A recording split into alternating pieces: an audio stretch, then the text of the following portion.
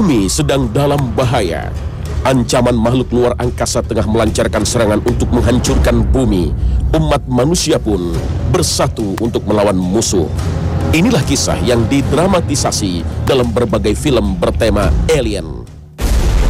Dalam kehidupan nyata, belum ada satupun yang pernah bertemu makhluk yang disebut extraterrestrial beings ini. Namun, banyak orang yang menyaksikan fenomena UFO, Unidentified Flying Object, diyakini inilah pesawat yang dikendalikan alien. Benarkah? Perlahan secara pasti kita semuanya percaya. Namun kedok kebohongan ini mulai terungkap, seperti yang diungkapkan Dr. Wernher von Braun, mantan ilmuwan NASA. Ancaman dari luar angkasa sengaja direkayasa untuk membangun sistem persenjataan rahasia. Fenomena UFO sesungguhnya piring terbang supersonik yang disebut Silverberg, yang merupakan teknologi militer pertama kali diciptakan ilmuwan Jerman pada akhir Perang Dunia Kedua. Out of these troubled times, our fifth objective, a new world order can emerge, a new era, freer from the threat of terror.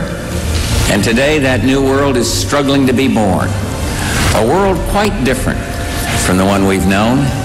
A world where the rule of law supplants the rule of the jungle. Ketika umat manusia merasa terancam, dibutuhkan satu kepemimpinan dunia untuk melawan serangan musuh. Apa yang dikampanyekan Amerika Serikat dengan New World Order merupakan satu agenda untuk menyatukan dunia dalam satu kepemimpinan tunggal. Selama berabad-abad, tatanan dunia baru sudah lama dirancang dengan memprakarsai perang-perang besar, revolusi atas nama demokrasi, dan resesi ekonomi. Di balik itu semua, mereka tengah menciptakan monopoli dalam aturan politik, tatanan ekonomi, bahkan budaya. Simbol mata satu dalam mata uang dolar dan berbagai simbol lain dalam arsitektur dianggap sebagai pertanda telah hadirnya perkumpulan rahasia untuk mengatur tatanan dunia baru. Apakah ini yang disebut Dajjal atau fenomena yang berkaitan akan kemunculan sosok Dajjal pada akhir zaman?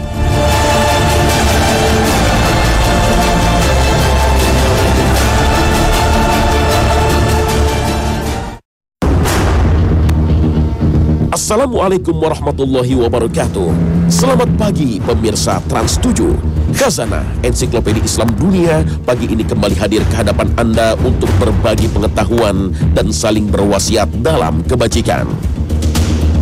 Rasulullah SAW pernah bersabda, "Aku memperingatkan kalian untuk melawan Dajjal, dan tidak ada nabi yang tidak memperingatkan umatnya untuk melawannya. Tapi aku akan mengatakan sesuatu yang belum pernah diungkapkan oleh para nabi sebelumku.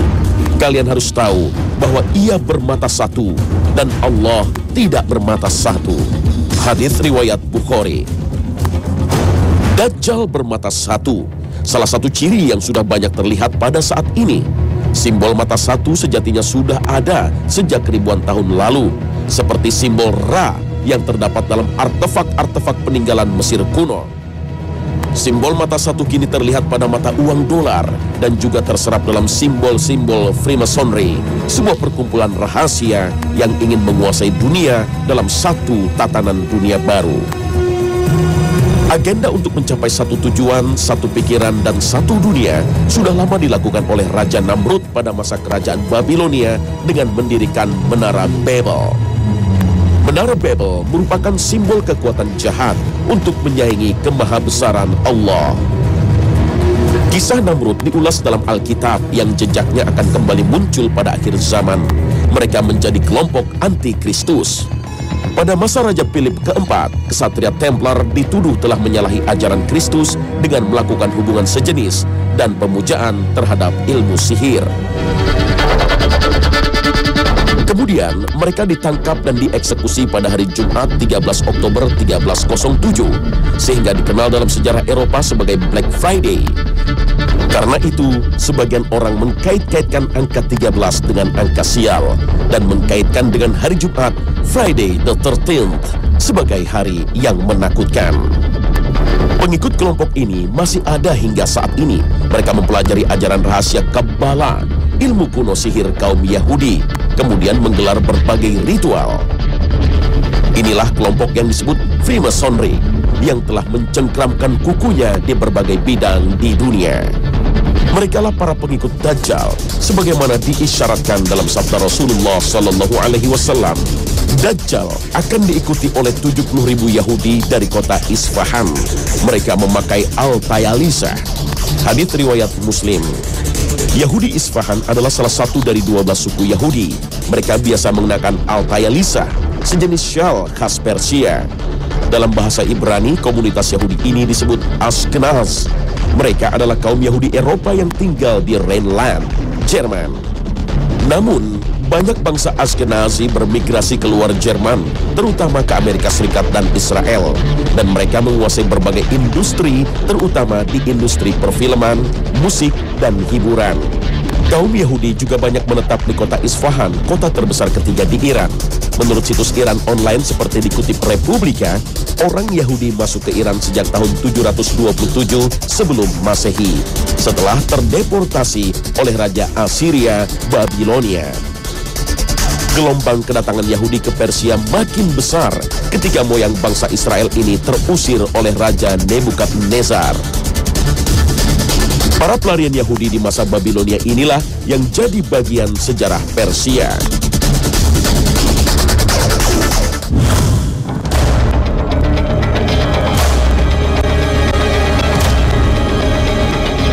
Siapakah sebenarnya Dajjal itu? Benarkah Dajjal adalah sosok manusia atau hanya mitos belaka? 14 abad silam, Rasulullah Shallallahu Alaihi Wasallam telah menceritakan sosok menakutkan yang akan muncul menjelang hari kiamat. Dari Abu Hurairah, Rasulullah bersabda, "Maukah aku sampaikan kepada kalian tentang Dajjal yang telah disampaikan oleh seorang nabi kepada kaumnya? Dia buta sebelah, membawa sesuatu seperti surga dan neraka. Yang dia katakan surga pada hakikatnya adalah neraka. Aku peringatkan kepada kalian sebagaimana Nabi Nuh memperingatkan kaumnya." Hadis riwayat Bukhari Muslim. Berdasarkan hadis ini, Dajjal adalah seseorang dari bangsa manusia yang matanya buta sebelah. Dalam beberapa hadis lain digambarkan sosok Dajjal memiliki ciri khusus. Pada dahinya tertulis sebuah kalimat dalam huruf Arab, yaitu kafaro, yang berarti kafir. Namun tulisan ini tak bisa dibaca oleh semua umat manusia. Hanya kaum yang beriman sajalah yang mampu membacanya. Penampakan fisik Dajjal lainnya adalah bertubuh sangat besar dan berambut amat keriting. Pada hari akhir, Dajjal merupakan ujian besar umat manusia yang beriman pada Allah Subhanahu wa Ta'ala. Dajjal akan muncul dan menyatakan bahwa dirinya adalah Tuhan. Tidak hanya itu, Dajjal akan membawa sesuatu seperti surga dan neraka. Surga yang ditawarkan Dajjal sesungguhnya neraka di sisi Allah. Sebaliknya, neraka yang ditawarkan Dajjal adalah surga di sisi Allah. Na'udzubillah min zalik. Namun Dajjal sebagai sosok manusia dianggap tidak masuk akal oleh kelompok Khawarij, Jahmiyah, dan sebagian Mu'tazilah. Apalagi sosok Dajjal tidak pernah disebutkan dalam Al-Quran. Ada juga yang berpendapat kesaktian yang ditunjukkan Dajjal bukanlah hakikatnya, tapi hanya tipu daya seperti sulap. Bencana Dajjal sebenarnya merupakan rangkaian fitnah yang telah terjadi sejak lama. Segala fitnah yang terjadi dalam sejarah Islam dan sejarah dunia saling berkaitan dari zaman ke zaman untuk mengkondisikan dunia menyambut kemunculan Dajjal. Rasulullah Shallallahu Alaihi Wasallam telah mengingatkan, sungguh fitnah yang terjadi di antara kalian lebih aku takuti dari fitnah Dajjal, dan tiada seseorang yang dapat selamat dari rangkaian fitnah sebelum fitnah Dajjal, melainkan akan selamat pula darinya Dajjal. Dan tiada fitnah yang dibuat sejak adanya dunia ini, baik kecil ataupun besar, kecuali untuk fitnah Dajjal. Hadis riwayat Ahmad. Pada saat manusia lupa akan pengetahuan tentang sosok Dajjal, bahkan bila ada yang memperingatkan soal Dajjal, mereka pun menertawakannya dan menganggapnya sekedar mitos atau legenda, maka menjadi pertanda kemunculan Dajjal. Dalam sebuah hadis Rasulullah bersabda, Dajjal tidak akan muncul sehingga sekalian manusia telah lupa untuk mengingatnya, dan sehingga para imam tidak lagi menyebut-nyebutnya di atas mimbar-mimbar. Hadis riwayat Ahmad. Menurut Imam Al-Qurtubi dalam kitabnya At-Tazkirah bahwa lafaz Dajjal dipakai untuk 10 makna, di antaranya kazab, tukang dusta, dan mumawih, orang yang suka menipu orang lain. Banyak kejadian telah dikabarkan oleh Rasulullah menjelang munculnya Dajjal, bahwa kaum muslimin akan meraih kemenangan dalam berbagai pertempuran, sebagaimana hadis riwayat Muslim. Rasulullah bersabda, "Kalian akan berperang melawan Jazirah Arab dan Allah berikan kemenangan kepada kalian. Kemudian memerangi Persia dan kalian pun menang. Kalian memerangi Romawi, kalian pun diberi kemenangan oleh Allah. Dan kemudian kalian berperang melawan Dajjal, Allah juga memberikan kemenangan untuk kalian." Hadis riwayat Muslim. Apakah penaklukan ini telah terjadi seperti peristiwa pada masa Rasulullah dan para sahabatnya? Ataukah peristiwa ini akan kembali terulang? Wallahu a'lam. Ada pertanda lain yang disebut Rasulullah saat munculnya Dajjal. Sungguh manusia akan melarikan diri dari Dajjal ke gunung-gunung. Ummu Syarik berkata, "Ya Rasulullah, di mana orang-orang Arab ketika itu?" Beliau menjawab, "Mereka sedikit." Hadis riwayat Muslim. Sebelum Dajjal keluar, manusia tertimpa 3 paceklik yang dahsyat sehingga mereka mengalami kelaparan. Allah memerintahkan langit di tahun pertama untuk menahan 1/3 hujan, memerintahkan bumi untuk menahan 1/3 tumbuhannya. Pada tahun kedua, Allah memerintahkan langit untuk menahan 2/3 hujannya dan tanah untuk menahan 2/3 tanamannya. Selanjutnya pada tahun ketiga, Allah memerintahkan langit menahan semua hujannya, tak ada yang turun 1 tetes pun, dan memerintahkan tanah untuk menahan semua tumbuh-tumbuhan.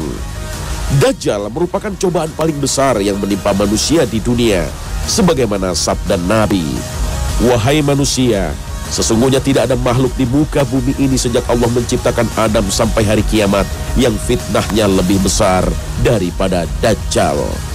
Hadis riwayat Muslim. Dajjal akan diikuti oleh 70.000 kaum Yahudi dan menebarkan berbagai fitnah. Ia bisa membunuh manusia, kemudian menghidupkannya kembali, mendatangkan hujan, dan membawa banyak harta. Rasulullah telah mengingatkan, sungguh Dajjal akan keluar dan bersamanya ada air dan api. Apa yang dilihat manusia air sebenarnya adalah api yang membakar. Apa yang dilihat manusia api sesungguhnya adalah air minum dingin yang segar. Barang siapa di antara kalian yang mendapatinya, hendaknya memilih yang dilihatnya api, karena itu adalah air segar yang baik. Hadis riwayat Muslim. Untuk menghindari fitnah Dajjal, hendaklah kita meminta banyak perlindungan dari Allah setelah selesai tasyahud akhir, seperti diajarkan oleh Rasulullah. Jika salah seorang kalian selesai dari tasyahud akhir, mintalah perlindungan dari 4 perkara. Ya Allah, aku berlindung kepadamu dari azab Jahannam, dari azab kubur, dari fitnah waktu hidup dan waktu mati, dan dari kejahatan fitnah Dajjal. Hadis riwayat Al-Bukhari dan Muslim. Selain itu, berdasarkan hadis riwayat Muslim, menghafal 10 ayat pertama dari surat Al-Kahfi akan terjaga dari fitnah Dajjal.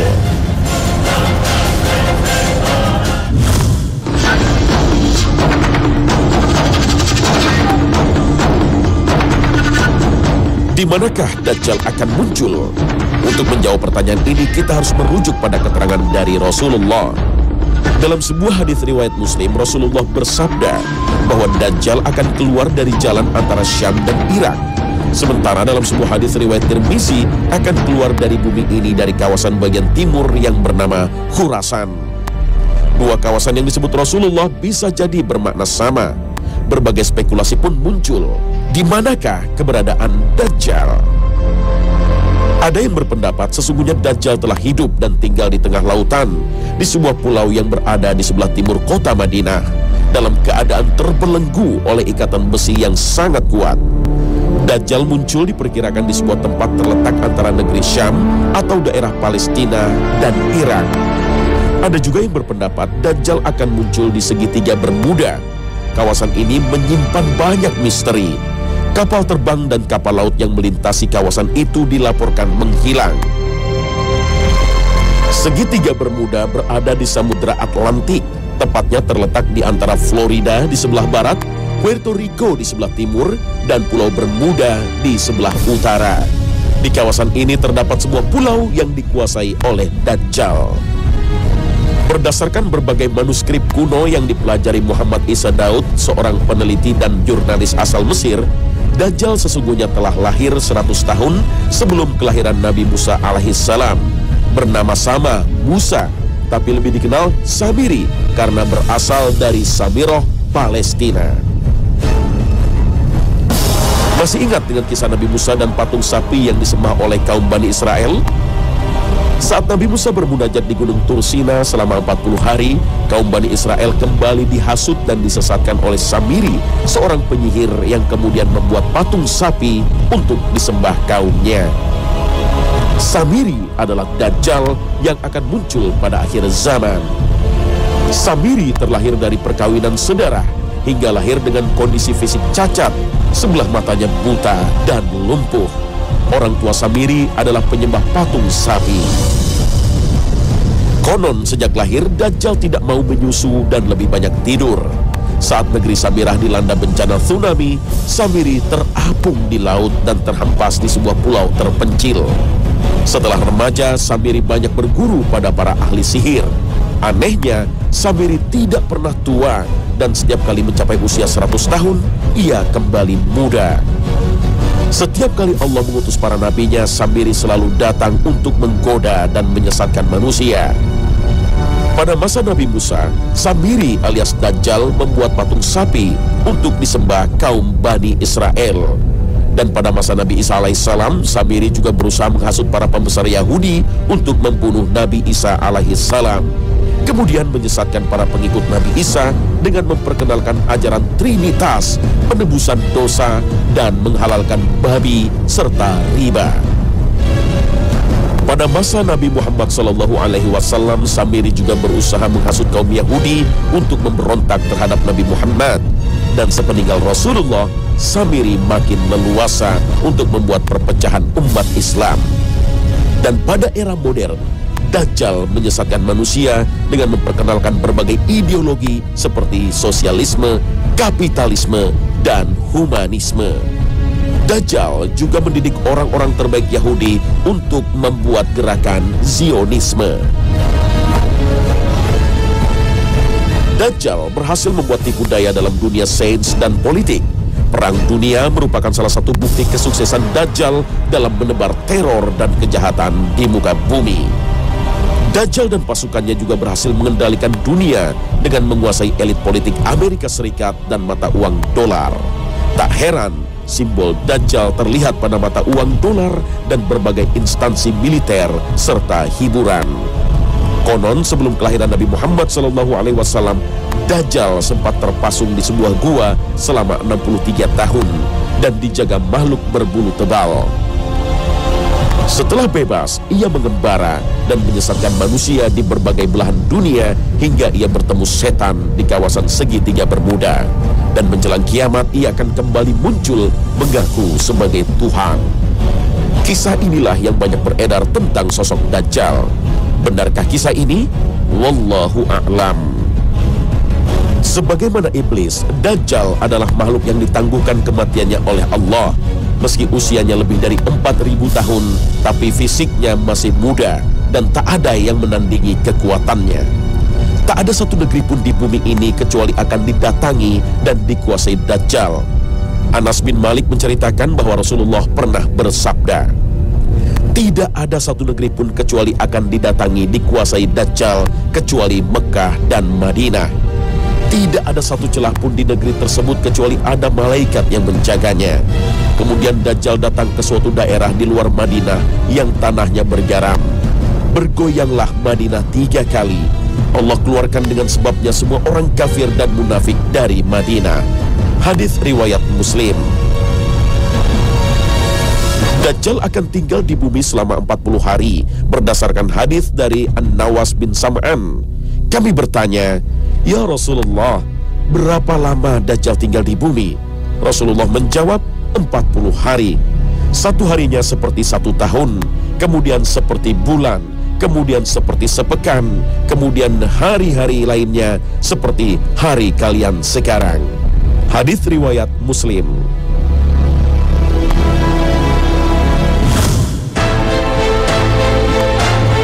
Tidak akan muncul Dajjal kecuali setelah turunnya Imam Mahdi. Dalam berbagai hadis sahih dijelaskan pada akhir zaman Allah Ta'ala akan mengutus seorang khalifah yang adil dari keturunan Ahlul Bait dari jalur Fatimah. Namanya Muhammad, sama dengan Rasulullah, dan nama bapaknya sama dengan bapak Rasulullah, Abdullah. Setelah itu turunnya Nabi Isa alaihissalam untuk mendampingi Imam Mahdi memerangi dan menumpas Dajjal. Ada sekitar 33 hadis sahih, bahkan sebagian ahli hadis mengatakan jumlahnya sekitar 90 hadis tentang kedatangan Nabi Isa pada akhir zaman. Dalam sebuah hadis, Nabi Isa akan turun di Menara Putih di Damaskus. Beberapa riwayat menyebutkan Menara Putih yang dimaksud berada di Masjid Al-Umawi di Damaskus. Dalam hadis lain disebutkan, ia mengenakan 2 potong baju yang dicelup Ja'faran dan Wars dengan meletakkan kedua telapak tangan di atas sayap-sayap 2 malaikat. Jika ia menundukkan kepalanya akan menetes. Jika dia mengangkatnya, turunlah air seperti mutiara. Maka tidak ada seorang kafir pun yang mencium aroma nafasnya, kecuali dia pasti mati dan nafasnya tercium dari jarak sejauh pandangannya. Saat turun, Nabi Isa ikut mendirikan sholat bersama Imam Mahdi. Imam Mahdi kemudian berkata, "Majulah wahai Ruhullah, jadilah imam." Nabi Isa menjawab, "Tidak, di antara kalian ada pemimpin yang telah dimuliakan oleh Allah dalam umat ini." Nabi Isa turun ke bumi tidak membawa syariat baru, tapi melanjutkan syariat Nabi Muhammad SAW untuk menegakkan agama tauhid dan meluruskan kaumnya yang menyembahnya sebagai Tuhan. Nabi Isa bersama pasukan Al-Mahdi berhasil menaklukkan Roma, kemudian membunuh babi dan memecah salib. Sejak itulah umat Nasrani berbondong-bondong memeluk agama Islam, kecuali kaum Yahudi. Pasukan Islam di bawah kepemimpinan Al-Mahdi dan Nabi Isa alaihissalam kemudian memerangi bangsa Yahudi. Inilah tanda-tanda kiamat yang paling besar. Sebagaimana sabda Rasulullah, tidak akan terjadi kiamat sehingga kaum muslimin memerangi bangsa Yahudi sampai-sampai orang Yahudi berlindung di balik batu dan pohon. Lalu batu dan pohon tadi akan berbicara, "Wahai orang Islam, hai hamba Allah, di belakangku ada orang-orang Yahudi, kemarilah, bunuhlah dia. Kecuali pohon Gharqad, sebab ia itu sungguh pohonnya Yahudi." Hadis riwayat Ahmad. Inilah perang terbesar pada akhir zaman. Dajjal bersama pasukan Yahudi akhirnya berhasil dikalahkan. Dikisahkan dalam sebuah hadis riwayat Imam Muslim, ketika Dajjal melihat Nabi Isa, melelehlah tubuhnya sebagaimana garam meleleh di air. Seandainya dibiarkan, niscaya akan meleleh hingga binasa. Akan tetapi, Allah membunuhnya melalui tangan Nabi Isa dengan memperlihatkan darahnya kepada mereka. Setelah itu, dunia akan diliputi keamanan dan kedamaian. Nabi Isa akan hidup di bumi selama 24 tahun, menegakkan keadilan dan kedamaian. Dalam hadis lain, disebut selama 40 tahun. Nabi Isa kemudian wafat dan dimakamkan di samping makam Rasulullah.